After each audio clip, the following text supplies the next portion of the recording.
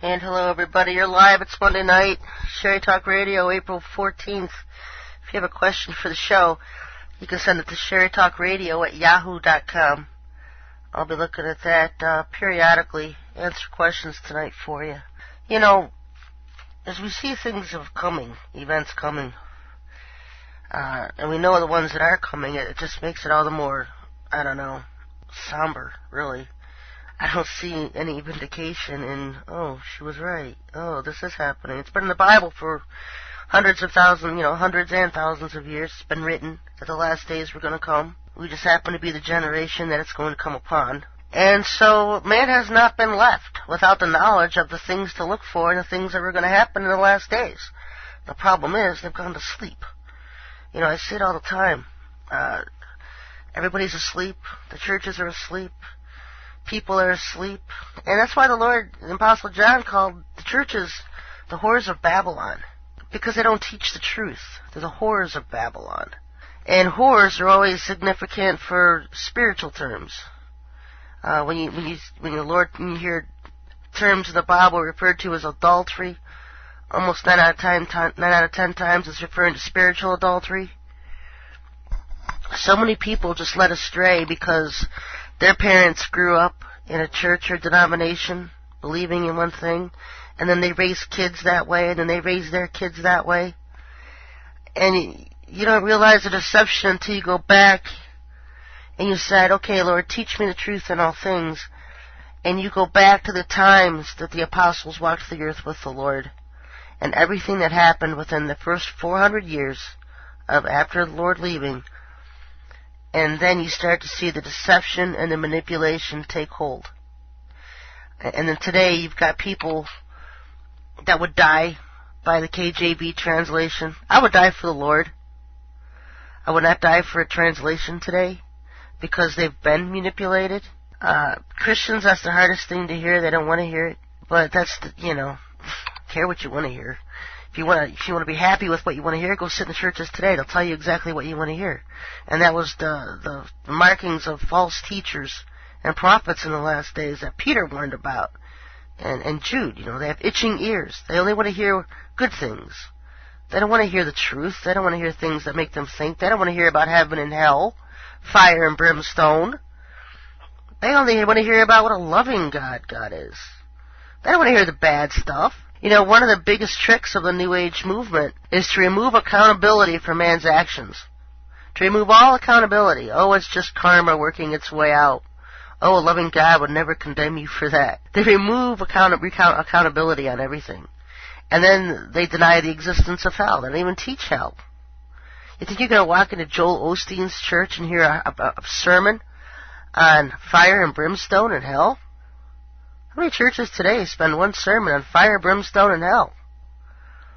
And then you've got these churches that are just stuck in salvation prayers. You go every week. I know my own kids get so tired of Sunday school because all they ever teach is the salvation prayer. Okay, I was saved 8 years ago. Let's learn something new. They're not feeding their people. They're not feeding the sheep. They're putting them to sleep. So many Christians have it earmarked on their brains that, they're supposed to be out winning souls for Christ. And they spend all their time trying to win souls for Christ. And, oh, I led 8 people to the Lord. Oh, I led 10 people to the Lord. I led 12 people to the Lord. And you know what? There's nothing about salvation that just consumes a 30-second prayer. I walked away from that years ago. I'm like, there's so many saved out there. Let's wake up the ones who are to what real salvation is. Let's wake them up. There's about 10, 15, if you believe the numbers in America, where it says 1 out of 3 or 2 out of 3 people believe in the Lord. Okay, that's nice. Satan believes in the Lord. How many are actually his? Because that doesn't sound like a real narrow gate type of number. When the Lord warns us in Matthew that the gate is narrow and there are few who find it. So 3 out of 4 Americans who love the Lord, that doesn't sound like a real narrow gate kind of analogy, don't you think? Jesus said it, Yeshua said, if you love me, you will keep my commandments. And then everybody says, well, there's only 2 commandments, to love him and to love your neighbor. And then they go to sleep on all the evil that's around them. And one of the things that came to my mind the other day as I was sitting here thinking about that whole thing, about everybody gets stuck over the verse or two in Matthew that says, the 2 commandments, to love the Lord God with all your heart, mind, and soul, and to love the neighbor as yourself. Back then, the Jews lived as a community. They were a community of believers. And so, the Lord wasn't talking about love the Romans, love the serpent seed over here, love the Gentiles over here, the serpent seed nations over there. Their neighbors were each other. They lived in communes, basically. They might have been under slavery and slaves to Rome or whatever, occupied, under occupation, but they lived together. And so their neighbors were each other. And that's one of the hardest things, because the church will say, love your neighbor, but then they go and they backstab and backbite every fellow Christian they can find. There's no love in them. Oh, I don't like him. He doesn't preach what I preach. Or, I don't like her. We don't agree on the same things. I get to the point where I'm bound to not find anyone who believes everything I believe, who sees things on the same nail of everything I see them. I'm going to die in here from heat exhaustion.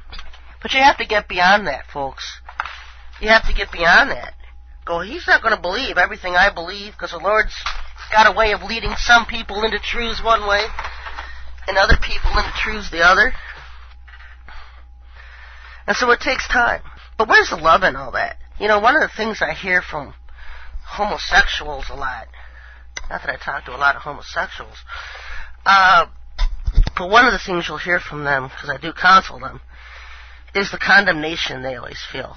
Because nobody that's in sin or struggling with sin or having a time with it wants to hear about condemnation.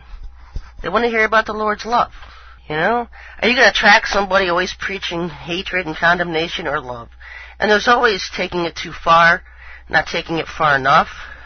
When you become one of the Lord's, you go through a period called sanctification. And that's when the Lord starts rooting out all of the things that don't please Him about you, and He starts transforming you into the person He wants you to be. And the Lord's working with very many people, so many that others are so quick to judge and condemn as being not one of the Lord's. When that person is indeed the Lord's, he's just along the process of sanctification. The Lord's working with him or that girl. And so we're not to judge. I don't judge people when they send me emails, ask me questions. I don't judge them. I don't know where they are in their walk with the Lord, but I encourage them to stay with the Lord, to stay in Him. Because I know without a doubt, that some of these people that seem like they're the biggest sinners and going to burn in hell are actually they're truth seekers. They love the Lord. He's working with them. He's dealing with them. He's bringing us all into a place where we can become one with Him. And so, and then you've got, on the other hand, you've got these pastors who are just big Bible thumpers and think they're all that, and they're nothing in the Lord's eyes. I've seen those tables turned so many times. So I know better. I know better from experience. That there's no way I would ever put two people together and say that person's got a better walk with God than that one does. I've learned from experience not even to say that one. I don't know why I'm saying that. I guess somebody needs to hear this. Because I just asked the Lord to lead and guide me what I'm going to say. And somehow I've gone from a worldwide famine to sin and condemnation and things like that. So somebody needs to hear that. We don't have a lot of time left on earth. So a lot of us need to just put it into trying to reach others, wake others up, and lead them to the Lord. Not lead them into believing what we believe. Not leading them into thinking the same way we